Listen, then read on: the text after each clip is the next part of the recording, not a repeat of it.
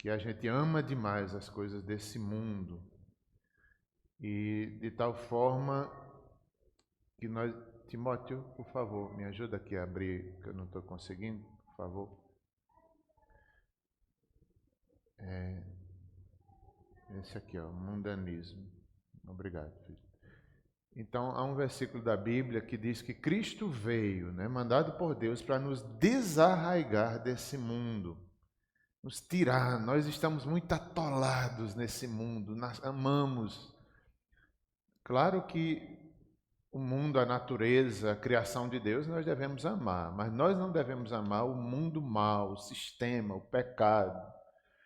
E eu vi umas imagens, eu já falei de manhã, sobre um cavalo sendo resgatado de um atoleiro. Mas pense num trabalho. Coitado do cavalo, quase com a cabeça só lá de fora, sufocando, lutando. E uns 2 ou 3 homens, parece que tinha uma mulher no meio também, eles tentando resgatar aquele cavalo. Pegaram cavadeiras, caterpilhas, acho que um quadriciclo, 2 cachorros do lado da perreando o cavalo, mas eles iam tirando e o cavalo aos poucos foi se libertando, saindo daquela atoleira e saiu bem no final. Eu assistindo, né, um pouco apreensivo, né, que eu gosto de animal, eu digo, eu quero ver o final. E ele ficou em pé, ficou bonitinho. Então, enquanto eu assistia, eu pensava em mim, eu pensava naquilo que Deus nos libertou do pecado, nos tirou do atoleiro do pecado. E isso também é o que esse texto de João vai dizer. Cristo quer nos libertar desse mundo. Nós estamos muito fixados. E outro vídeo também que eu vi há vários dias, mas eu gostei, era sobre salva-vidas. Pessoas que são treinadas para salvar aqueles que estão em apuros. Às vezes pessoas que estão ali para pular de uma ponte, eles vão se aproximando devagarzinho, daqui a pouco agarra a pessoa, se a pessoa perceber e livra da morte, alguém que está descontrolado. E eu às vezes me emociono vendo esses vídeos, porque eu digo, foi isso que Cristo fez conosco. Ele nos salvou, sem a gente nem querer. E ao mesmo tempo, nós, depois de salvos, nós queremos ser treinados para salvar outros. Quantos outros estão atolados nesse mundo que a gente precisa desatolar? Quantos cavalos atolados nós temos que desatolar? Conseguiu, Timóteo? 1 João, capítulo 2, verso 15 e 17. Vamos ler. Obrigado, filho. Eu lerei o verso 15, vocês o 16 e nós juntos o 17. Vamos lá. Não ameis o mundo, nem as coisas que há no mundo. Se alguém amar o mundo, o amor do Pai não está nele. Agora vocês.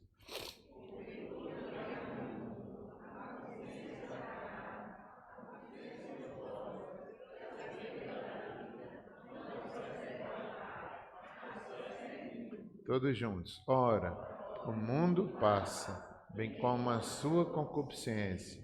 Aquele, porém, que faz a vontade de Deus, permanece eternamente. Oremos. Senhor, de fato, a Tua palavra nos ensina que o Senhor que está nos desarraigando deste mundo, já nos libertou, já somos salvos, estávamos não só atolados, mas mortos, e o Senhor nos deu vida e nos deu uma nova perspectiva de mundo, de eternidade, de aproveitar as coisas boas dessa vida, mas não nos contaminando com o pecado. Ajuda-nos. Obrigado por tua obra em nós. Queremos ser salva-vidas de outros. Muitos precisam ouvir essa mensagem, a mensagem de Deus, a mensagem do resgatador, Jesus, nosso Salvador. Aplica a tua palavra em nós, em nome de Jesus. Amém. Pois é, eu lembrei de uma coisa aqui que eu vou precisar, de um exemplo que eu vou dar. Deixa eu pegar aqui.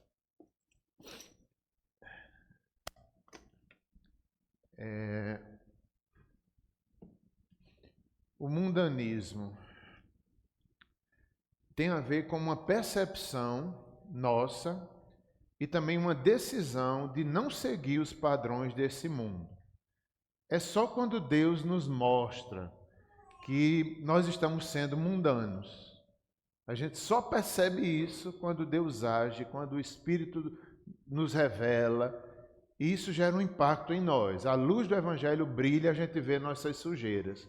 Como eu sou mundano! E a gente lamenta, e a gente fica triste.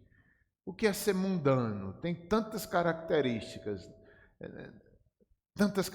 A nossa forma de agir, nossa prática de vida, como a gente usa o dinheiro, a concupiscência da carne, dos olhos, o nosso orgulho, a forma que a gente trata a nossa família. Não devemos ser mundanos. Então começa com uma percepção e logo após a percepção, uma decisão de fé, onde nós dizemos, eu não quero mais viver esse padrão de vida. Deus não quer isso para mim. Então, será que nós já passamos por isso? Uma percepção de nós mesmos? Porque às vezes a gente está tão cego que a gente não vê o quão mundano nós somos. Então isso é uma bênção, quando a gente percebe, eita, estou agindo como o mundo. Me livra, Senhor. Há uma parte aqui do livro de Joel Bick, Vencendo o Mundo, que diz assim, uma decisão de vencer o mundanismo. Quem deseja vencer o mundo, compreende que tem algo a vencer. Será que nós já temos essa compreensão? Eu tenho algo a vencer nesse mundo. E começa por vencer a nós mesmos. O nosso coração, o mundanismo dentro de nós. Depois o mundanismo fora, mas começa a batalha aqui. A gente percebe que tem algo a vencer. Percebe que tem seguido a mentalidade do mundo. Será que a gente tem essa consciência? Eu tenho sido mundano. Pensando como este mundo pensa. Falando como o mundo fala. Gastando seu dinheiro e energias na busca de coisas mundanas. Compreendendo que seus pensamentos, palavras e ações têm sido mundanos. Que não tem feito nada para a glória de Deus. Ou motivado por verdadeira confiança na obediência ao Espírito da lei de Deus. Tenho desperdiçado a minha vida, ele lamenta. Em vez de vencer este mundo, tenho sido vencido por ele. Sou egoísmo, orgulho e materialismo. Ou melhor, seu egoísmo, orgulho e materialismo tem me dominado. Isso é uma bênção quando a gente conclui isso. É o início da libertação, quando a gente percebe o quão mundano nós temos sido. Eu tenho sido dominado pelo egoísmo, pelo pecado. O texto, ou melhor, nós vivemos num mundo caído. A gente precisa lembrar disso. Esse mundo é caído. As coisas são erradas. As pessoas que não têm Cristo vivem nessa cobiça, vivem dominados pelo pecado, e a gente tem que perceber isso. Onde a gente anda, onde a gente trabalha, os amigos que a gente tem. Não que a gente vá se separar, não, nós estamos nesse mundo. A Bíblia diz que se fosse para se separar, só a morte, só Deus nos levanta. A gente tem que trabalhar, a gente tem que viver com pessoas pecadoras e mundanas, mas ali sendo diferente. Então, mas a gente precisa estar alerta, esse mundo é caído, eu tenho que ter cuidado, eu vivo em terreno minado. Eu nunca fui num país ou em algum lugar onde tem aquelas bombas, né, escondidas. Eu já vi em filme, em algum lugar, eu penso que é assim, que você tem que ter cuidado, você pode pisar numa mina e perder uma perna. Esse mundo é assim, a gente anda, por onde a gente tem que estar ligado. Pessoas que parecem ser boas não são, às vezes está enganando você. Pessoa que às vezes está lhe chalerando, mas pensando em fazer mal. Isso é o mundanismo. E o crente não pode ser bobo. A gente tem que estar entendendo ali, buscando, sendo pacificadores no meio de um mundo mau. Estejamos sempre em oração e vigilância. Sempre. Onde estejamos, não nos iludamos com esse mundo, que é um mundo caído, é um mundo mau, jaz no maligno. Às vezes a gente se engana, às vezes a gente pensa que aqui é o céu, a gente confia demais nas pessoas, a gente acha que estão querendo bem e não estão. Jesus, há um texto lá em João, o Evangelho de João, capítulo 2, versos 23 a 25, que eu vou abrir aqui na minha Bíblia, que ele mostra que Jesus sabia disso. Jesus conhecia muito bem que ele é criador, a natureza humana. E Jesus não se enganava com a natureza humana. Está lá em João 2, verso 23 em diante, quando muitos creram em Jesus. Estando ele em Jerusalém, Jesus, durante a festa da Páscoa, muitos, vendo os sinais que ele fazia, creram em seu nome. Mas o próprio Jesus não se confiava a eles, porque os conhecia a todos e não precisava de que alguém lhe desse testemunho a respeito do homem, porque ele mesmo sabia o que era a natureza humana. Olha que incrível isso. Jesus sabia a natureza caída do homem. Ele não se enganava. Não foi surpresa para ele Judas lhe trair com um beijo. Não foi surpresa para ele os soldados baterem nele, colocarem uma coroa na cabeça dele, um manto de um falso rei. Ele sabia disso. Ele se deixou por amor a nós. Ele venceu esse mundo. Mas diz aqui, Jesus não se confiava a ele. Não se confiava a eles, porque Jesus sabia, esperava isso mesmo. Ele esperava morrer em Jerusalém. Antes de ir, ele avisou os discípulos, é necessário eu ir, mas eu ressuscitarei no terceiro dia. Jesus sabia a natureza e sabe a nossa também, viu? Ele sabe a natureza de cada um de nós, ninguém engana ele. Todos nós somos, é o Deus que nos vê, é o Deus que nos vê. Jesus, voltando a dizer, Jesus conhecia bem a natureza humana. A nossa natureza não é fácil. Agora, por causa de Cristo, por causa do Evangelho, por causa do milagre do Evangelho, nós estamos sendo transformados. É uma nova natureza. Cristo e o Espírito geram em nós algo novo. É uma nova disposição em obedecer a Deus, em amar a Deus, e não seguir o padrão do mundo. Isso é um milagre. Quando a gente percebe o quão mundano nós somos, é o milagre da fé, é o milagre de Cristo, é o novo nascimento. Isso é algo extraordinário, porque por natureza a gente não tem essa percepção. Os versos lidos, o 15, na carta de João, como a gente leu, voltando agora a esse texto de 1 João, capítulo 2, verso 15... Como nós lemos, diz, não ameis o mundo, nem as coisas que há no mundo. Se alguém amar o mundo, o amor do Pai não está nele. O nosso coração foi criado por Deus e ele não pode ocupar dois amores ao mesmo tempo. Ou a gente ama o Pai ou a gente ama o mundo. É uma escolha, é uma ação de Deus primeiramente e é a nossa decisão. Eu amo o mundo e a sua concupiscência, ou eu amo a Deus, eu priorizo a Deus. Ele diz aqui, João, o apóstolo João, não ameis o mundo, ele adverte, não ameis, é um perigo amar o mundo.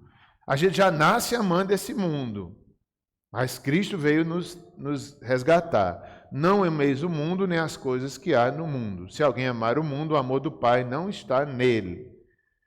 Pois é, Mateus Henry, comentarista, ele falando sobre isso, lá ele diz que a nossa atitude é a seguinte, é sede crucificados para o mundo, sede mortificado para as coisas, negócios e tentações do mundo.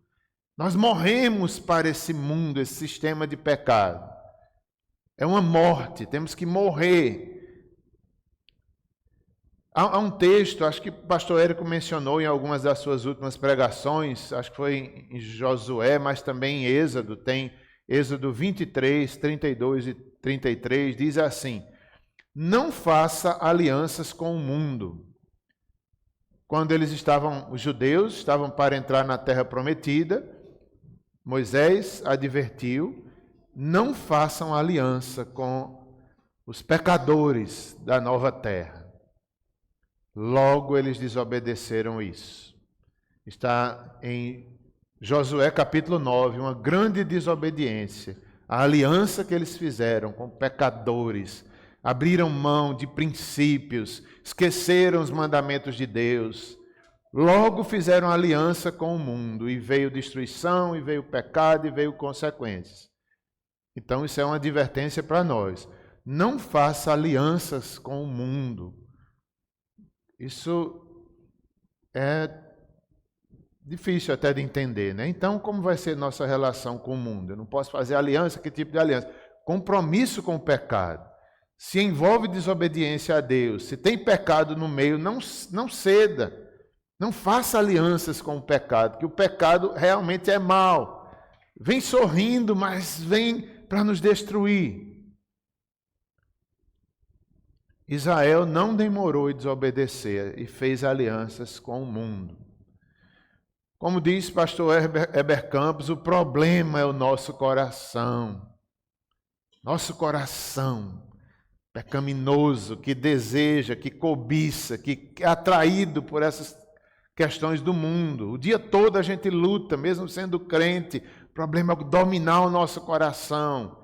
Mas Cristo domina, o Espírito domina. É possível ter uma vida santa e vencer esse mundo. Como Jesus diz, eu venci o mundo. E por ele também nós conseguimos vencer. O problema é o nosso coração.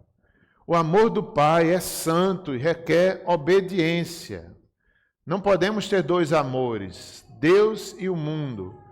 Mas quem diz amar o Pai, isso significa que eu estou disposto a obedecer. Em João 14, Evangelho de João 15, melhor dizendo, e depois o 21, diz assim: se me amais, guardai os meus mandamentos.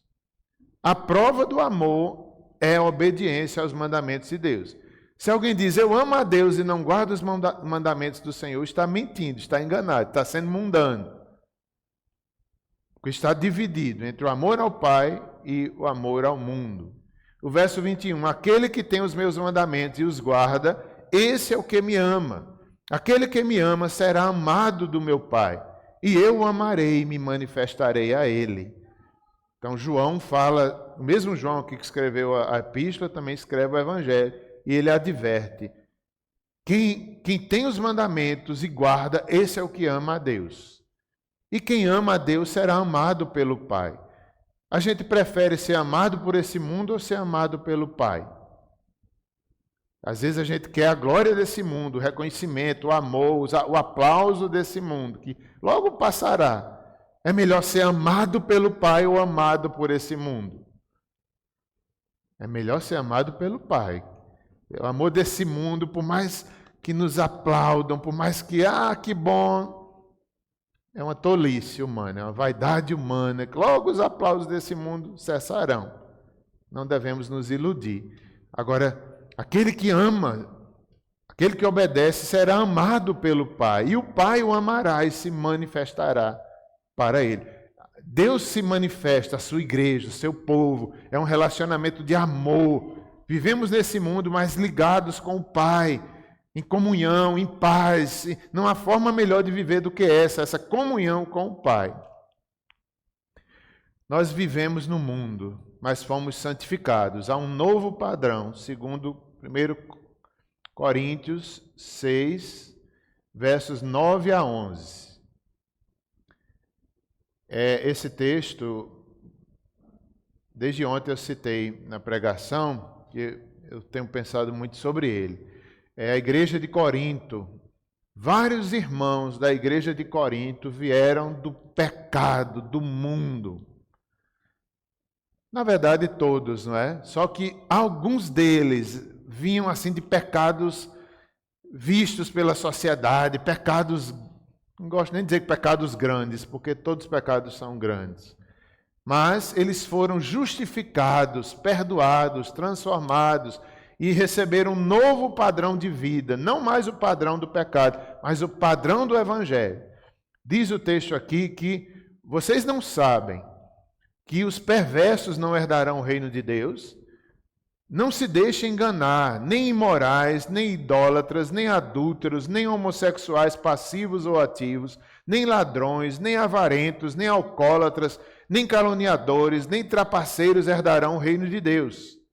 Assim foram alguns de vocês, mas vocês foram lavados, foram santificados, foram justificados no nome do Senhor Jesus Cristo e no Espírito do nosso Deus. Então, essa era a igreja de Corinto. Todos vinham do pecado, mas alguns vinham desses pecados aqui. Mas eles foram salvos pela obra de Cristo, pelo sangue de Cristo, pela fé, eles foram libertos desses pecados. E alguns eram alcoólatras, mas Cristo quebrou esse ciclo do pecado na vida deles. Eles foram libertos. Eu me lembrei do nosso irmão Marcos, do Sal da Terra, 30 anos de Sal da Terra essa semana. Quem conheceu Marcos e o seu testemunho, há 30 anos atrás ele vivia dominado pelo álcool. E o Senhor o libertou. Ele creu no Evangelho, começou a se envolver com missões, foi ser motorista dos missionários, tocava quase nada de violão. Hoje é um músico, hoje tem uma missão, hoje, não sei se ele é pastor, mas é um missionário que vive pregando o Evangelho. Eu tivemos lá, eu e Simone, no acampamento Sal da Terra, em Garanhuns. Foi 30 anos de libertação do Marcos. Que bênção! Como Deus o usou, Ele deu agora uma missão de pregar nas feiras. Eu queria muito que ele viesse aqui na igreja, mas ele parece que é difícil vir em cidade grande. Ele só gosta de ir no interior, nas feiras, nos sítios. Está difícil de trazer Marcos aqui, porque ele gosta de ir em cantos assim difíceis. Vamos levar para Sítio Bento, né? Talvez ele aceite o convite. Sítio Bento, Pedra d'Água, e depois entrar para aqui no domingo, quem sabe? Brincadeira. Deus, vamos tentar. Então é isso, é um novo padrão, é uma libertação. É os imorais. A imoralidade está presente em quase todo ser humano. Nós conhecemos ela. Às vezes a gente fala do mundo, mas a gente vinha do mesmo caminho, viu? Às vezes, é como eu falei ontem, eu fico olhando aqui para vocês, cada um de onde veio. Qual é o pecado? Eu não sei, mas não foi de canto bom, não. Cada um de nós veio desse pecado. E outros, né? Aqui na igreja do Corinto, alguns eram imorais. É um pecado. Eu não vou dizer que é. Não sei, não vou fazer nem esse cálculo, que eu vou errar. Mas há muitos imorais, viu? Mas Deus santifica os imorais. Dá uma nova forma de pensar, de honrar a Deus, de temer a Deus, de não cobiçar o pecado, de se dominar, mesmo quando vier a tentação. Não, eu amo o mandamento de Deus mais do que o mundo e se domina. É um milagre. É o novo padrão que Deus dá à sua igreja. Os imorais, os idólatras, todos nós viemos da idolatria. Algum tipo de idolatria. Idolatria não é só imagem, não. É amores deformados, amores do nosso coração, desvirtuados. Tudo que não é amor a Deus é engano do nosso coração, é idolatria. Deus nos dá um novo padrão, um novo molde do Evangelho. Adúlteros, homossexuais, tantas coisas aqui, né? Pecados sexuais. A idolatria sexual também aqui está clara. Quantas pessoas são dominadas por pecados sexuais? Em Israel, só num dia, eu não me lembro a quantidade de pessoas, mas foram centenas de pessoas que num dia só caíram no pecado da imoralidade sexual. Em Israel, para ver como é algo forte no ser humano. Mas Deus corrige. Eu estava vendo os tipos, né, de gênero que hoje são possíveis, gênero e, não sei, me esqueci agora, o tipo de possibilidades de sexualidade, de desejos sexuais, são mais de 50 hoje propostos. Mais de 50 possibilidades de gênero, algo assim. Eu não sei qual é a palavra, mas... Na verdade, tudo isso é esperado do ser humano mesmo. Nós não devemos ser inocentes. Jesus sabia muito bem qual era a natureza do ser humano. Às vezes a gente se admira. 50, não se admire não, pode ser até mais. Porque do coração do ser humano brota cobiças, desejos inesperados. É tolice, é mundanismo, é pecado A gente se admira com essas coisas, mas já era da gente esperar. Por quê? Porque o padrão do pecado é esse mesmo, mas Deus nos chama para algo diferente. Ele corrige isso pelo Evangelho e vai ali trabalhando, santificando, qualquer que sejam pecados sexuais ou outros. É um milagre, é uma intervenção, é uma decisão de seguir o Evangelho. Nem ladrões, nem avarentos, nem alcoólatras, nem caluniadores, nem traiçoeiros herdarão o reino dos céus. Mas assim foram alguns de vocês, mas foram lavados, santificados, justificados. Não é? Ladrões. Que tipo de ladrões? Não sei, talvez ladrões no vender, no comprar, no comércio. Às vezes a gente é mundano na forma que a gente vende, na forma que a gente trata os nossos funcionários, a nossa empresa. Isso é mundanismo também. Ladrões, avarentos, que amavam o dinheiro mais do que a Deus. A gente tem que ter cuidado. Isso tem a ver com a soberba da vida, com a concupiscência da carne. Também é isso. O orgulho daquilo que a gente faz, dos nossos planos, dos nossos dons, do nosso dinheiro. Soberba da vida, isso não procede de Deus. A gente se orgulha demais por tão pouco. Aquele orgulho do que a gente faz, se achando melhor do que os outros. Também achando que pode viver nesse mundo fora do governo de Deus. Isso é uma soberba da vida. Quando o homem acha que por si só sabe sobreviver, por si só sabe se dominar, por si só sabe viver muito bem independente de Deus. Isso é soberba da vida. Pecado. Mas vocês foram salvos e lavados. Não, isso não é para nós. Seguindo no outro aspecto, quão importante é a gente perceber a nossa fraqueza para nos corrigirmos. Será que a gente percebe a nossa fraqueza?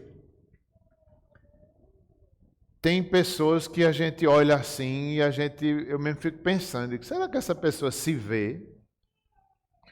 É difícil a gente se ver, viu? É difícil. É tão bom quando a gente tem pessoas que nos ajudam a enxergar nossas falhas.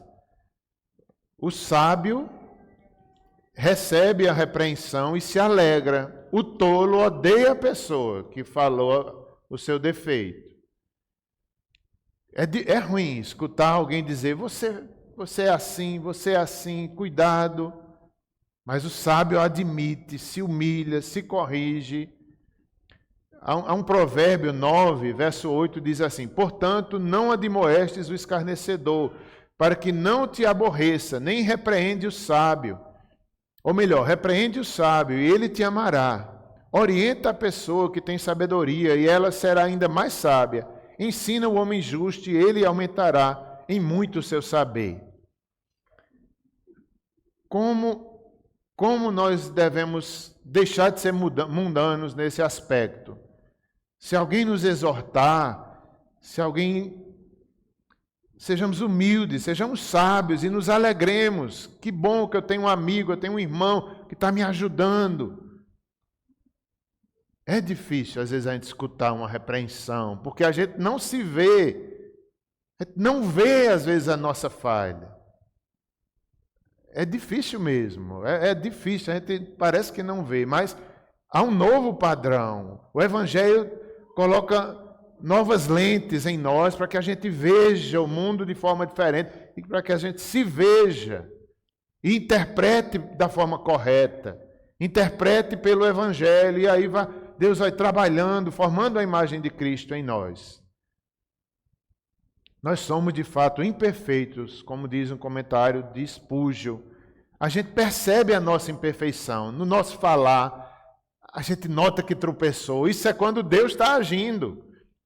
Quando o padrão de Deus está prevalecendo na gente, a gente passa a perceber. Você faz uma coisa, aí você pensa, eita, eu estou errado. Isso é Deus agindo na nossa vida, nos libertando do mundanismo.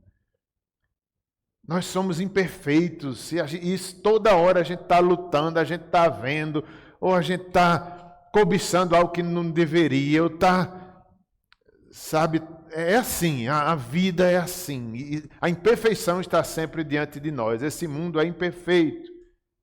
Mas há um padrão diferente a ser visto em Cristo Jesus. Agora, vamos voltar, verso 15. Não ameis o mundo, nem as coisas que há no mundo. Se alguém amar o mundo, o amor do Pai não está nele. Verso 16. Quem puder ler comigo, verso 16. Porque tudo que há no mundo, a concupiscência da carne, a concupiscência dos olhos, a soberba da vida, não procede do Pai. Nós temos que ter esse discernimento. A procedência das coisas mundanas não procede do Pai. Do Pai procede tudo, todo dom perfeito, onde não há sombra e dúvida. Deus é perfeito, luz perfeita. Agora, as coisas erradas não procedem do Pai. A tentação não procede do Pai, procede da cobiça humana, procede do mundo mal. A concupiscência da carne, concupiscência dos olhos, às vezes os nossos olhos são contaminados, nos levam para o pecado. A carne, a soberba da vida, o orgulho daquilo que fazemos, das nossas obras, isso não procede do Pai, é da natureza pecaminosa humana. E Deus não nos quer andando nesse caminho. Há alguns textos bíblicos que complementam essa doutrina. Em Coríntios 10, 3 diz assim: porque andando na carne, não militamos segundo a carne. Ou seja, nós estamos nesse mundo, mas não devemos ser mundanos. Apesar de estarmos ainda na carne, nós não andamos como ela quer. Há um freio, há um domínio, há o evangelho que nos ensina. Não militamos segundo a carne, mas temos armas espirituais, como Paulo fala aos Efésios. Lá em Marcos 14, 38, vigiai e orai, para que não entreis em tentação. O espírito, na verdade, está pronto, mas a carne é fraca.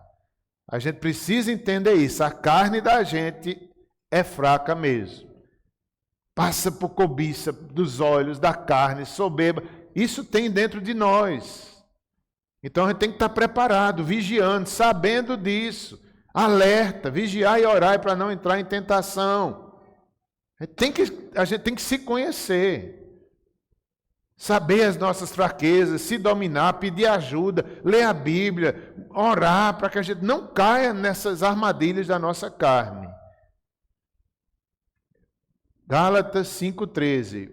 Porque vós, irmãos, fostes chamados à liberdade, mas não useis da liberdade para dar ocasião à carne, mas servi-vos uns aos outros pelo amor. Quer dizer, às vezes a gente confunde a liberdade com libertinagem e aí a carne prevalece. Em nome de Deus, isso às vezes até em coisas religiosas, às vezes até na oração, a gente é carnal, a gente esquece da liberdade que temos em Cristo e usamos da liberdade para dar ocasião à carne.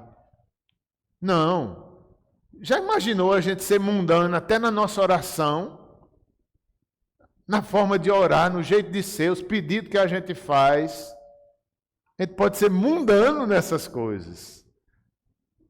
Que triste, a nossa carne é fraca mesmo. Até nas coisas da igreja a gente pode ser mundano, misericórdia.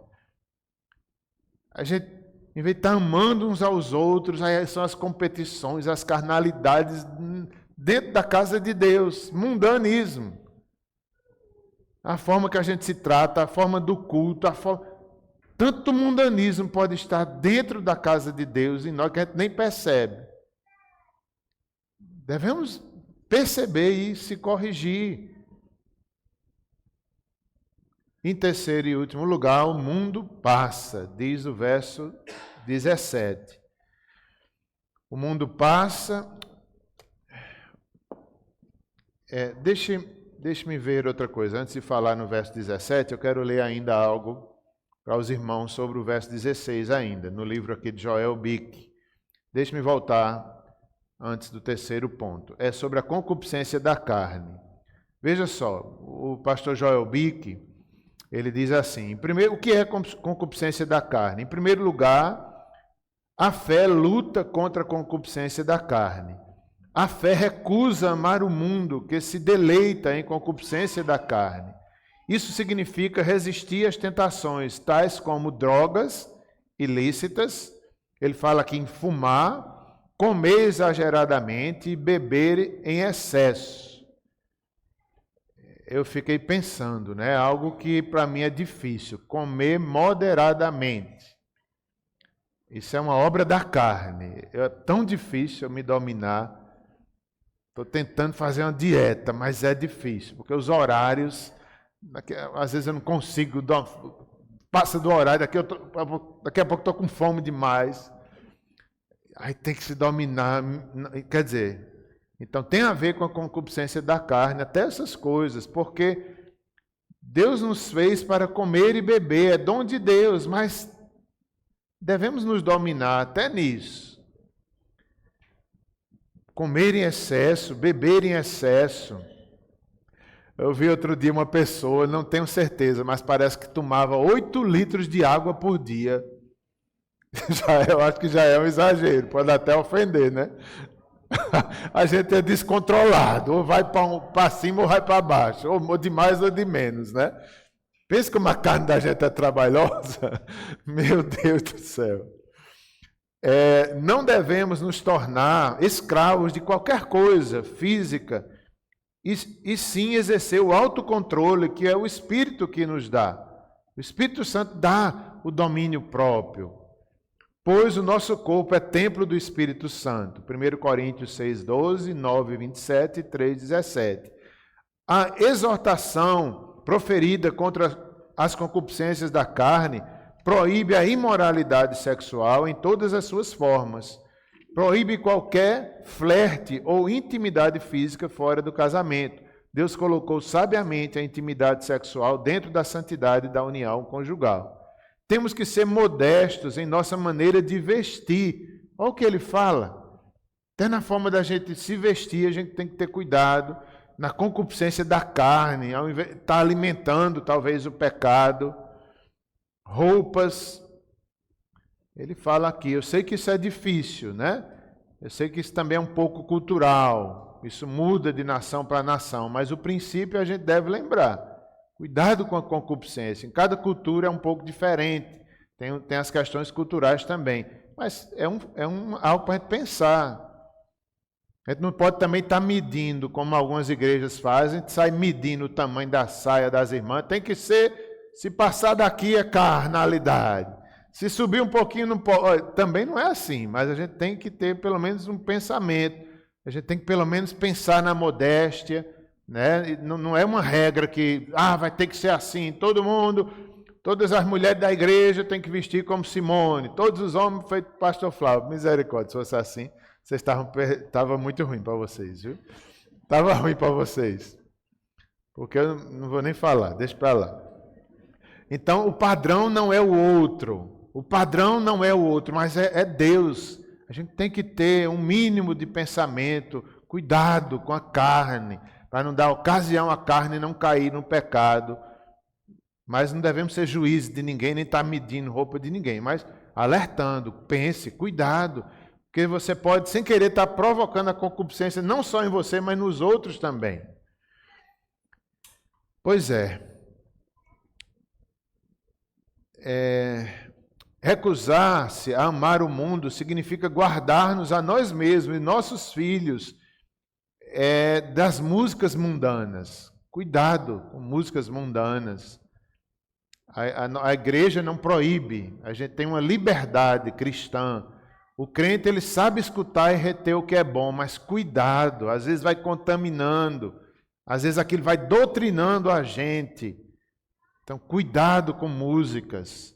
Não é proibido, mas sem querer às vezes a gente vai despertando a nossa carne através de uma música mundana. Então, muito cuidado. Cada um deve ter essa liberdade. Eu sei escutar, pastor. Sabe mesmo? Pastor, eu escuto e eu sei, não me contamina, não. Tenha cuidado, que a carne é fraca. Pode estar despertando ali o mundanismo. Então, não é uma proibição, é um alerta. Cuidado com as músicas. Festas mundanas, entretenimentos que não edificam, clubes noturnos.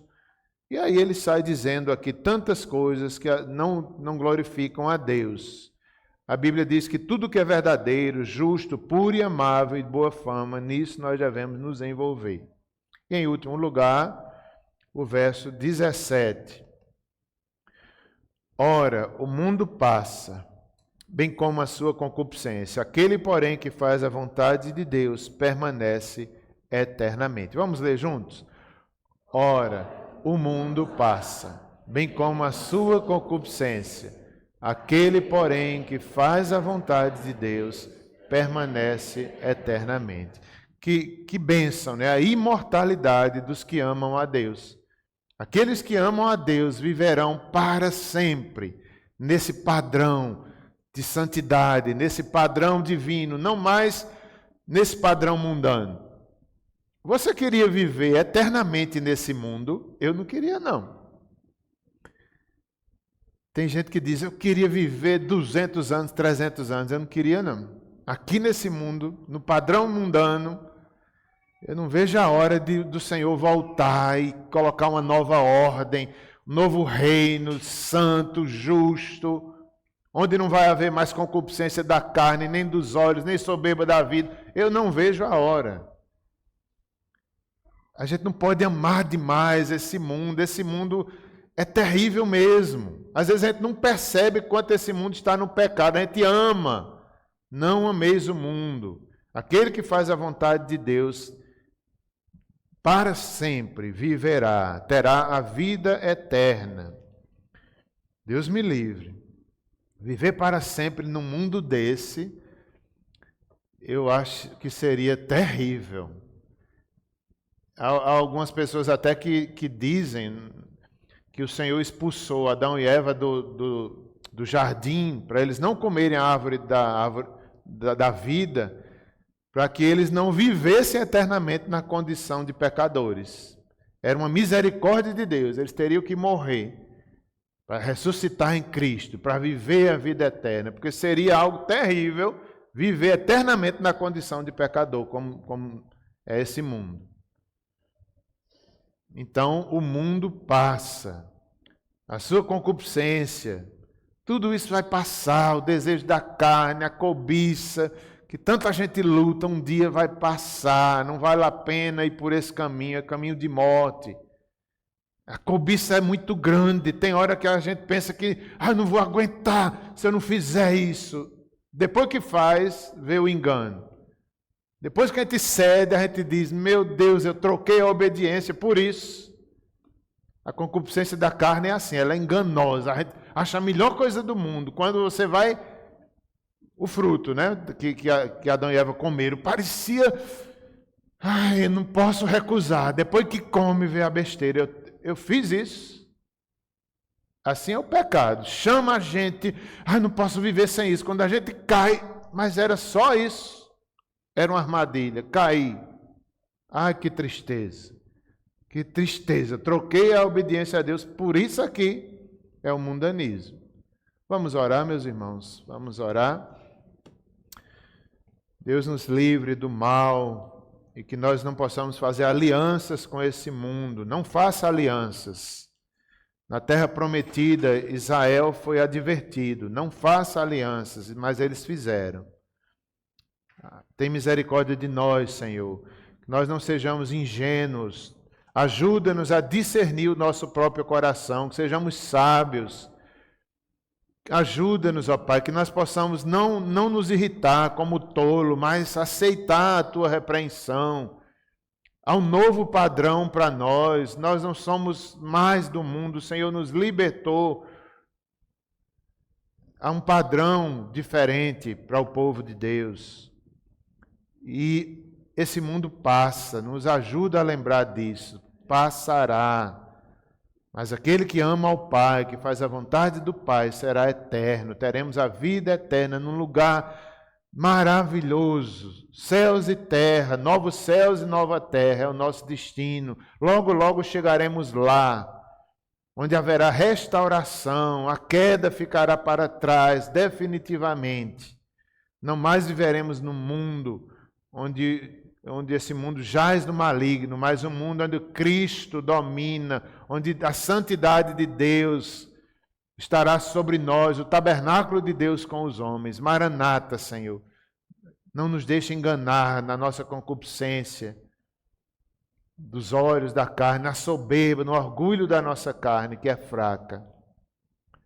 Age em nós, Senhor, pelo Espírito que nos deste, nos dando vida.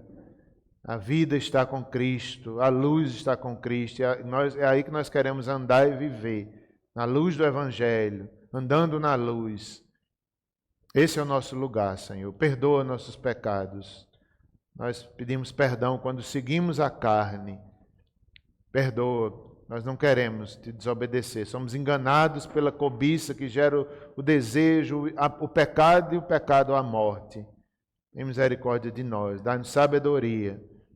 Obrigado por tua palavra que nos dirige, que nos aponta o caminho a seguirmos. Em nome de Jesus, amém. Meus irmãos,